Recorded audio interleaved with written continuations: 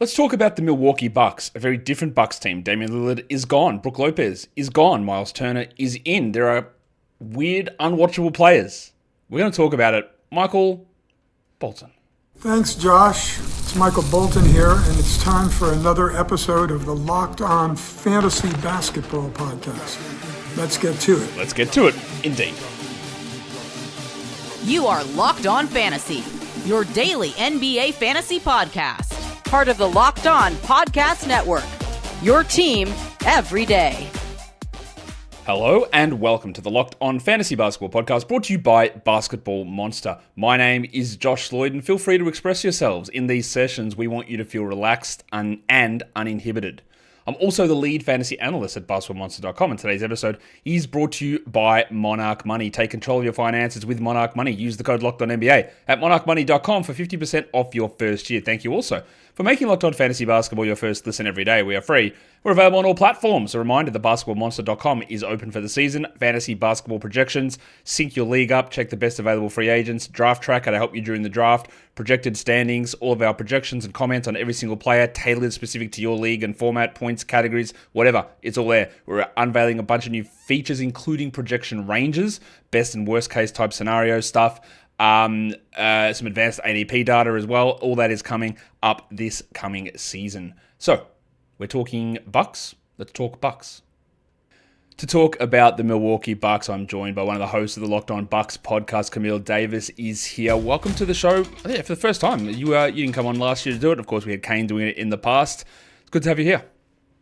Yeah, I appreciate it. Love the fact that I'm here. I know how many eyes are always on fantasy basketball. I know the Bucks are one of those teams too this year where there are some questions about how viable some of these guys might be. Yeah, in the past, especially when I was doing it, when Kane was hosting it 2-3 years ago, he'd come on and we go, what are we going to talk about? It's the same stuff every single year. The team is the same. Nothing is changing. We know where it's all at. And this year, it's completely different. There is weird spots all over the place. We know Damian Lillard was going to be out for the season anyway, but he's been waived. And that's where we get to now. It's like, okay, so we got an open point guard slot very clearly. Last season, when Lillard was dealing with the blood clot, we saw Ryan Rollins start games. We saw Kevin Porter Jr.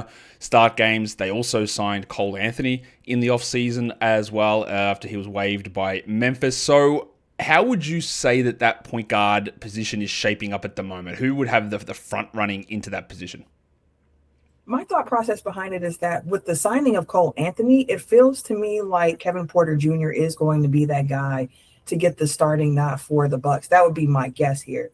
The argument for Kevin Porter Jr. not starting was the fact that he is somebody who, with the ball in his hands, can be a self-creator. We've seen him go and get buckets on his own. So you would think that if the Bucks are moving forward with this new plan of Giannis being the point guard, Giannis being the guy to initiate the offense, then you might want to try to save some of that secondary shot creation for the bench. But I think the addition of Cole Anthony gives you that in this point guard group. So you can move Kevin Porter Jr. into that starting lineup next to Giannis. And he can still play that secondary role next to Giannis, but won't have as much opportunity to start the games with the ball in his hands. But I think that the opportunity for Kevin Porter Jr. is really, really large. Doc Rivers has talked about trying to make sure that Kevin Porter Jr. becomes more of a point guard. Mentioned that he's doing a little bit less of the and one, just dribbling with the ball, but more of driving and kicking, finding his teammates, understanding when to use his speed for himself and how to set up other teammates. So I'll go with Kevin Porter Jr. for that starting nod, although I do think Ryan Rollins is somebody too who offers a different flavor for the Bucks with that defense that he can provide. Kevin Porter Jr., I think most people will know, but I'll put it out here for you. I hate watching him. I hate the style of play that he has. He annoys me to no end, and that's what's going to be a problem. And I feel for you. You might not feel the same way, but watching Kevin Porter Jr. and Kyle Kuzma both trying to operate in the same starting group or starting lineup, it's going to lead to some frustrating moments. Porter is someone who can look great. He can put up good numbers, and he takes some of the most bonehead, contested, mid-range, dribble the ball 20 seconds before he gets there. You go, what are you actually doing? So I would love to see him change, and he was putrid for the Clippers. He was much better for the Bucks. Still wasn't good, but he was much better. This is going to lead into a question we asked later. But his shooting is a real concern. He had a little stretch where he was a 40% shooter last season, but he's never been able to really do that over a consistent basis. He does it for 30 games. He does it for 40 games. I do agree that he probably will get that initial starting nod. He is a relatively high usage player. We've seen that over his career. He's a solid enough rebounder. He does generate steals. He's a bad defender, and he is sometimes a poor decision maker. But I guess the question that people are going to have around this is, you talked about Ryan Rollins. He offers something very different. He's a very strong pick and roll player. He is a very strong defender. He loves stealing, and he also is able to, like, I thought he worked on his shot and it's coming along. And then you add in Cole Anthony. So to me, when you add those players, and you already talked about it gives them different options, that gives not quite a red flag, but it just means that there's many options. And we saw it last season, Camille, that when Dame was out, it was, okay, some games would be Porter, some games Rollins would start, and then Porter would get hot for the final 5 minutes of the third quarter, so he'd play the whole fourth quarter, or Rollins would get hot heading into the end of the third quarter, so he would play the final fourth quarter, or all the fourth quarter, and the minutes would just be like, oh, so where are we? There was no real consistency, and I think adding an extra name like Cole Anthony into that probably leads to a little bit more of that Doc just, I guess, deciding what he's going to do depending on how the game is flowing. It could. It definitely could. You never know with Doc. I mean, one of the criticism with him is the fact that it took him a little bit longer than some would have hoped to get into the lineup that we saw in the playoffs towards the end to have some success with Kevin Porter Jr., AJ Green, Gary Trent Jr., Giannis, and Bobby Portis. So with the point guard role, you mentioned Ryan Rollins and what he brings to the table. The defense is there, but the Cole Anthony pickup, the reason why I think that Cole Anthony kind of switches how they're planning to use Kevin Porter Jr. a bit is that he gives you that scoring off the bench. He's somebody who, a little bit smaller guard, about 6'1", not the best defender, but gives a lot of heart. Always has the effort when he's playing on defense there. So you can count on Cole Anthony for that, but also just the guy coming off the bench to be that microwave guy at times as well. And I think with this Bucks team, without having Dame on the roster, that who's your number two is going to change from night to night with this team, I think. I think it's going to be just whoever has that hot hand. So some nights it could very well be Cole Anthony, but I think that it's going to be a team with a few guys averaging between 14 to 18 points per game. And it's like, that's just the way that this team is going to operate, because Giannis is going to be the sun offensively for what they do. And it's like, can you knock down your catch and shoot shots when the opportunity comes? And when Giannis is not on the court, can you create your own shot, or at the very least help set your teammates up to do so as well? It is going to be an interesting sort of a squad in how they figure these players out. Like we talk about Rollins coming in and offering something different. And you even mentioned like that lineup there about different sort of players that can jump into the lineup. We are going to talk about the shooting coming up in a second and how some of this stuff gets replaced, because one of the successes around this team has always been, all right, you got Giannis, and let's just put a bunch of guys who are like elite sort of shooters, like close to 40% shooters most of the time. And that's not going to be as easy to do for this upcoming season. So we've got to sort of figure that out. I'm just putting the Ryan Rollins stuff. Like, Rollins also is interesting to me because he's 23, but also Glenn Rivers is not a fan of anyone who's sort of under the age of 27 most of the time. And it was a little bit surprising that he gave Rollins those opportunities to me last season, given his lack of experience, but I thought he showed out really well. And it is one of those ones I think we're going to have to really watch in training camp to see exactly how it is developing. What I do want to do is talk about some of the shooting and Gary Trent and the acquisition of Gary Harris and how that works with Kuzma and all those sort of guys in a sec. We'll come back to that because first of all, I've got to tell you that today's episode is brought to you by Monarch Money. Most people can't name all the financial accounts that they have or even what they're worth. It might be 401ks, it might be properties, investments, whatever it is. When you don't have that full picture, you can end up leaving money on the table, and that is why there is Monarch Money, an all-in-one personal finance tool that brings your entire financial life together in one clean, easy-to-use interface on your laptop or on your phone. Monarch does the heavy lifting for you, linking all of your accounts in minutes. You can see all the clear data, the visuals, get smart categorization of your spending, and finally feel in control of your money without ever touching a spreadsheet. Plus, you can link up with your partner, see your spending habits, see where you need to cut back, what you're saving, what the goal is that you're working towards. Don't let financial opportunities slip through the cracks. Use the code LOCKEDONNBA at monarchmoney.com in your browser for half off your first year. That is 50% off your first year at monarchmoney.com with the code LOCKEDONNBA. All right. So I've been referencing shooting a bit on this show because I do think it's going to be an important thing because, of course, we know they traded away one of their shooting mainstays in Chris Middleton. We know that Damian Lillard is no longer on this team. Kevin Porter Jr. is, I won't say a reliable shooter. Maybe he can be an okay shooter. Kyle Kuzma is not very good at it. Brook Lopez was a great spacing center. Miles Turner is also a great spacing center, so they don't really lose out that much there. In terms of that other spot, which traditionally has been let's just get like a sort of a bomber guy into that grouping. We have got a few options here. Gary Trent, much like so much of what Glenn Rivers was doing last season, he was sort of in and out of the lineup over the course of the season. We have AJ Green, who also has played roles as a starter or coming off the bench. They signed Gary Harris. I don't really think he's in the mix for that because he just can't really stay healthy. We had, for some reason, them starting Andre Jackson at times last season. That's not going to be a situation that goes on. But out of Trent and Green, do you think there's a chance that we get those two guys starting together and it is Kuzma off the bench, which would be great for our eyes, or is he just going to be like locked in as one of those guys next to Giannis, and then we're going to have this Trent, Green, Harris just always, so there's at least one shooter out there, which doesn't feel like enough? To me, I think that the best possible lineup for the Bucks to roll out there does involve Gary Trent Jr. and AJ Green, starting with Kyle Kuzma coming off the bench, just because of the spacing that they're able to provide. Like, this is a Bucks team that last year was one of the best three-point shooting teams in terms of like the efficiency of the shot.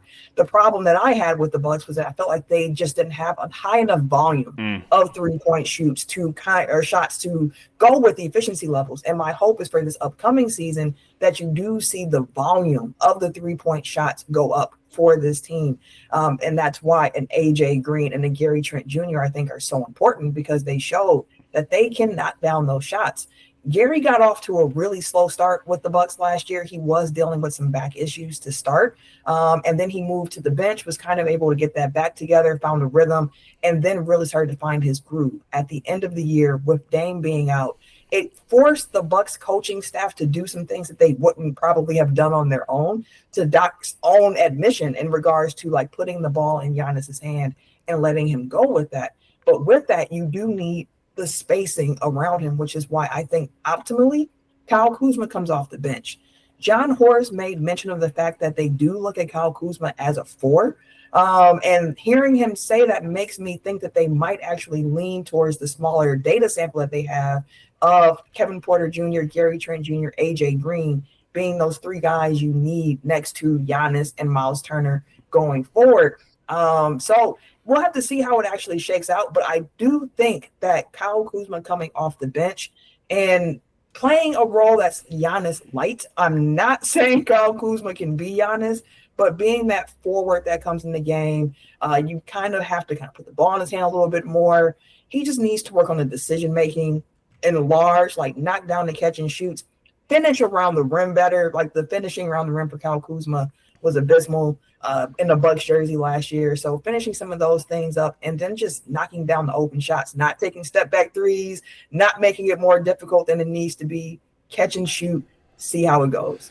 In fairness to Kyle Kuzma, and it's not a sentence I like saying, but he did shoot better from 3 once he arrived in Milwaukee. Like, he was at 31% for the season, but his final couple of months of the season, he was up around 35, 36, which is not great, but it's not abysmal. Like, it's fine. You'd like him to be able to hit 37, but he's just never going to do that. That's just not the player that he is. He's a 34, 33% three-point shooter. But we saw him and Porter both have big steps up in the final 2 months of the season in terms of those shooting numbers. So there's a little bit of a hope that that can happen. Now, I think it makes a ton of sense for Kuzma to come off the bench, honestly, because like you said, there is duplicative skills there a little bit with him and Giannis also positionally, and having guys like Trent, like Green, because Giannis, if he's going to have the ball in his hands, which he is, also with Kevin Porter, you want guys you can kick out to, right? And if you just put Green in one spot and Trent on the other side, you've got that. Right? That's how that works, and then Turner floats out into those areas as well. If it's Kuzma, no one's respecting him out there as a shooter, and that creates those problems. Now, part of the issue for my show in terms of talking about the fantasy value is Gary Trent doesn't do anything. He hits threes, but he doesn't do anything else. Did you see any flashes? And I'm pretty sure the answer is no. Did you see anything else that he does offensively? Because to me, there's nothing. I believe he's got rid of this habit of catching the ball on a spot up 3, taking a step in and shooting it as a long 2, which he infuriatingly did in Toronto. But I don't really see anything else that he's done, and maybe that's fine. Yeah, I think the primary role for him, especially next to Giannis, is going to be that spot up three-point shooter. I think during that playoff series against the Pacers, you did see him leaning into that mid-range shot a little bit more, but also the Bucks kind of needed someone to try and go and get those types of shots once Dame was out. That's an area of the game that Giannis has been working on, and I think the mid-range is going to be very important for him to continue to develop. But Gary Trent Jr. and honestly Kevin Porter Jr. were two of the only other guys that were really stepping into that mid-range spot. Bobby Portis can from time to time, but Bobby is somebody, too, who we know likes to kind of operate out the post in addition to being that catch-and-shoot guy. So for Gary Trent Jr., I think that the mid-range is going to be a shot that he does take, especially in lineups where there is no Giannis and it might be like, we kind of just need you to go and get a bucket. But Gary also flashed some defensive potential as well, with some quick hands, likes to kind of be aggressive. And I do think that a pathway forward for the Bucks in this upcoming 25-26 season is going to be to lean on the defense. Historically, even under the Mike Budenholzer years, the Bucks have not been a team defensively that creates a lot of turnovers. They just wanted to play more so like, we're not trying to foul, we're trying to just play straight up defense. But I think one of the keys for this upcoming season is for the Bucks to try to be a bit more aggressive. Gary is somebody who likes to get into ball handlers. Ryan Rollins is also somebody like that. And Ryan Rollins is somebody who is 6'4" with a 6'10", 6'11" wingspan. So he's able to really cause some chaos with that. And I think for Gary Trent Jr. to be part of this guard rotation with AJ Green, with Kevin Porter Jr., so on and so forth, they're going to need to put in that time and that effort on defense. And hopefully you can see them be a little bit more effective in fantasy-wise, getting a bit more steals, maybe some blocks along the way to kind of help boost those numbers. Trent's an interesting player because he's had some moments, especially in Toronto, when they played the hyper-aggressive system. And that's where system's important in terms of defensive numbers because he just would gamble and get a lot of steals. But in the 5 playoff games, I don't know if everyone realizes this, Gary Trent hit 4.5 threes a game. He played 34 minutes a night. He got 2.6 steals per game. And he shot 50% from deep. Now, they're incredible numbers. He averaged almost 19 points a game. Like, these are incredibly strong numbers. So I would say that he is going to be a starter and he is going to lock in. Now, those numbers are clearly unrealistic and they're going to fall. He's never going to get a rebound. He's never going to get an assist. He's never going to do any of that. But if we can get like some volume shooting up, and of course, without Lillard there, you're going to have to get shots, have to go somewhere. There is an opportunity there for him, and it is something to pay attention to see how they use him. But I would be pretty surprised if Trent isn't sort of locked into that spot, and then we see what happens with Kuzma or Green, or maybe even Darvin Ham's long-lost son, Taurean Prince, gets an opportunity to get in there as well, because he started plenty of games last season, and he was, I believe there was maybe, correct me if I'm wrong on this, Camille, I believe Taurean Prince was leading the league in three-point percentage for like 80% of the season or something. What did he end up? He shot 44%. I think Zach LaVine took him over at the end of the year. He shot 44% from 3. He was just knocking down everything, and that's another option they can throw in there that isn't Kyle Kuzma to be another option to knock down some shots. We want to come back and talk about the main man here, the big fella, Giannis. We'll get back to him in a sec, because this is a situation where we know that years ago, Jason Kidd put the ball in his hands, made him a point guard. He improved his skills, and then they moved away from that. And then they had situations where they went and got Drew Holiday. They went and got Damian Lillard to be the point guards. And now we get into a situation where the point guard is, again, no offense to him, or maybe as much offense as I want to give him. Kevin Porter Jr. is not that good. He's not that much of a point guard. He's a sort of a guy they're trying to get to be a point guard, but he's not really a point guard. But as you've mentioned already many times, the ball is going to be in Giannis's hands. So Giannis last season, after a few years of having significant sort of knee problems where they always seemed to wear down and he dismissed some games and there always seemed to be sore, he played a lot more last season. He was a little bit more healthy, but it's going to be a challenge. He's going to turn 31 during the season. The load on him is going to be probably one of the highest that we've seen.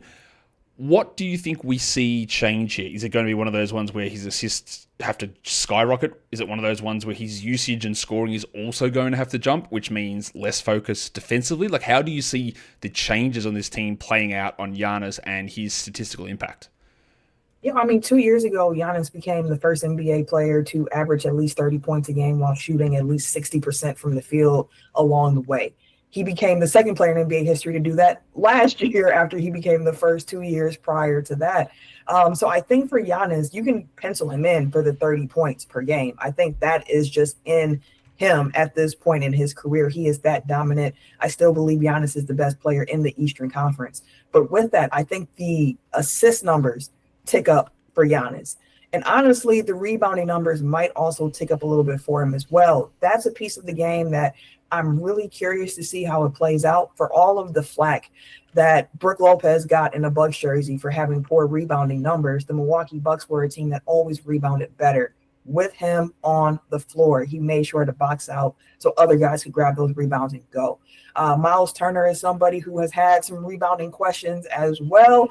So we'll see how that continues to shake out. But this is a year for Giannis where, honestly, I think that things are going to be in alignment. If the Bucks are able to exceed expectations and be a team that's pushing for home court in the Eastern Conference, I think that there's going to be a really strong case that the narrative around this is that Giannis is an MVP. Like, he's been top 3 in MVP voting for the last few years, but, narrative is a part of the award. And I think with Giannis adding to that mid-range game, continuing to do that, and also being in this role now where he's the point guard and he's going to have the ball in his hands more, like, there's a lot of narrative around it where if he can produce at the scoring levels that we have seen, maybe it's not, 32 points, maybe it's 29. So the average is up to 30, but like, he's going to be Giannis. But I think the assists for him are going to go up. My concern for him, one, the Bucks are going younger around him. Get the legs so you can run. But my concern is with him having this load, I do want to make sure the Bucks are able to play with a good pace. And at times, we know when Giannis gets tired, he can bring the ball up really, really slow. So just kind of keeping an eye on his health and his endurance and his stamina throughout the year, I think is going to be really important as well. Do you think they play at a faster pace? Because over the last 3 years, they went from 102 to 101 to 100 last season. Do you think they stay there? Do you think with guys like Porter, Cole Anthony, Ryan Rollins, they're playing at a little bit of a faster speed versus having Damian Lillard in control? I do. And even before Dame, Chris Middleton was also a player that loved to play at his own pace. It was not a Bucks team that was looking to push the pace, which you might question, like, you have Giannis, who is one of the biggest threats you can have when you put him in transition. But surrounding Giannis now with young legs, guys who want to get out and run, I do think you'll see the Bucks pick up the pace and play what I would say is just a more modern brand of basketball at this point, where you are seeing guys running up and down the floor. You are using that weak link theory and thinking about, like, okay, well, who can we attack out here? And the Bucks are trying to find ways to eliminate that as much as possible, which is also part of the reason why Doc loves the idea of Giannis being the point guard, because it's really hard to pressure Giannis full court. And that's just something that guys don't tend to want to do. So, I think it's going to be a big season for Giannis, and I do think they're going to play faster without Dame, without Chris Middleton, where it's just the ball in his hand and they're pushing. It is going to be intriguing to see because all that stuff has an impact, right? Like, if Giannis does take on more usage and more assists and plays at a faster pace, some of his defensive stuff may drop off, and it leads to sort of these cascading effects. I'm not going to talk much about this is all I'm going to talk about with Miles Turner, because I don't really think there's huge amounts that change. I think he probably plays more minutes in Milwaukee than he did in Indiana, but otherwise he's just sort of going to be that same player. There's not a lot else to talk about with this team. I could spend 5 minutes asking you about Doc Rivers. Would you give the young guys a go? But of course the answer is going to be lol, no. Those guys will play a combined 30 minutes each, and Tyler Smith and Chris Livingston and who else did they draft? I don't even know. Any updates on Bogoljub Markovic? Is he coming over? He is not coming over this year. Yeah, didn't think he was, because their roster is full. Plus, then they signed Amir Coffey to a training camp deal, which, I don't know, he should be just on a full contract. I don't know why because they've got 15 guaranteed deals as well, so I don't know what's going on with him. It is going to be an intriguing team and intriguing season coming up for this squad. So if you had to, right now, your opening night starting line, what would it be? Kevin Porter Jr., Gary Trent Jr., AJ Green, Giannis Antetokounmpo, and Miles Turner. That would be my starting five. Okay, interesting. So I think I had Kuzma in there over AJ Green, but I can say it makes more sense to me to have AJ Green if you're trying to provide lineups that make sense and work. Last part of this, Bobby Portis, right? I think he's declined quite a bit. He obviously had the suspension last season. Is he just going to be in that same sort of position of like the break glass in case of emergency? Giannis is out or Turner is out, then he starts, and otherwise he goes back and plays 22 minutes. Even though Lopez is gone, I don't see that they're going to be using him any differently. I think the Bucks really, really value Bobby Portis and what he can bring to the table. At this point, he's the last other member of the championship team with Giannis. It's just those two left from that 2021 team. And last year, the Bucks stopped playing Bobby Portis as much as a drop coverage big, which defensively is great because he's not. Drop coverage is not for Bobby Portis. Nope. Let him kind of go out there and move his feet a little bit, and you're going to get better results. And I think that last year, if I remember correctly, the numbers say that on court, it was the best year for the Giannis-Bobby Portis pairing that we've seen so far during his time in Milwaukee. Bobby is a real gift for the Bucks to have, because on those nights when Giannis does sit, or the nights when Miles Turner sits, because Brook Lopez was an Iron Man. And I think that's another thing that Bucks fans might miss when transitioning to Miles Turner, someone who I would think will miss a few more games. But you have this other big you can throw in there that can go and get you some buckets. He can go and rebound, which is a key part for this Bucks team. During the time when Bobby missed games because he was mourning the loss of his grandmother and then the PED suspension, the Bucks struggled rebounding the basketball with Bobby out, and that's very valuable for him. He can stretch the floor. So I think that Bobby is going to play a big role. I'm assuming he's going to be the third big in the rotation behind Giannis and Miles Turner, and somebody who the Bucks are really going to be depending on a lot. I'll leave this show with this part or this number back to Giannis. Over the final 6 games of last season, Giannis averaged 11.8 assists per game. Over the final 14 games of last season, remember Damian Lillard was out with the blood clot here, 8.5 assists per game. So just when people are considering what he's going to do this season, like you can look at his 6.5 assists for the year, but just be aware that those numbers are probably going to be up pretty significantly, and they really lent into it down the stretch of last season, and he was putting up huge assist totals. In fact, he averaged a triple-double over the final 6 games of last season. So just be aware of those numbers. But of course, you're going to cover all of that for us over on Locked On Bucks. Camille, thank you for coming on and chatting about this new look team, which is going to be interesting to see the way these things develop and how Glenn Rivers handles a team that's not considered a championship contender necessarily at this point, because he hasn't always thrived in those scenarios. We'll see how it goes. Camille, thank you again for coming on. Yeah, no problem. Thanks for having me. I think this is a year where Doc Rivers is going to do some things that are out of character because he has to. There's no other options at this point. Or he would just sit there and go, well, it's out of my control. Typical Glenn Rivers. Thank you again, Camille. For sure. Thank you. I don't know if you can tell, but I'm not a real big fan of Doc Rivers and the way that he handles media, the way that he handles coaching, and the way that he handles young players. Not a fan. Not a fan at all. And I'm going to have plenty of material this season. I cannot wait to talk about Glenn as much as I can. Guys, hit the thumb up. Leave your comments. Double bang. We are done here. Thank you so much for listening, everyone. See ya.